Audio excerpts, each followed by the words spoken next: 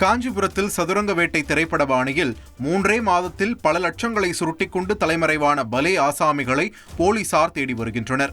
புதிய எலக்ட்ரிக் இருசக்கர வாகனத்தை பாதி விலையில் கொடுப்பதாக பொதுமக்களிடம் ஆசை வார்த்தை கூறி 250க்கும் மேற்பட்டவர்களிடம் தலா 40,000 ரூபாய் என சுமார் 1 கோடி ரூபாயை வசூல் செய்துள்ளனர்.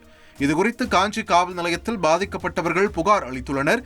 இந்த மோசடியில் ஈடுபட்டவர்களை போலீசார் தேடி வருகின்றனர்.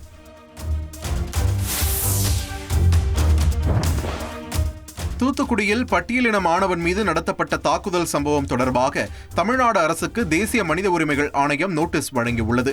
4 வாரங்களுக்குள் விரிவான அறிக்கை தாக்கல் செய்ய தமிழ்நாடு டிஜிபிக்கும் தூத்துக்குடி மாவட்ட ஆட்சியருக்கும் தேசிய மனித உரிமைகள் ஆணையம் உத்தரவு பிறப்பித்துள்ளது. செய்திகளை உடனுக்குடன் தெரிந்து கொள்ள உடனே சப்ஸ்கிரைப் பண்ணுங்க.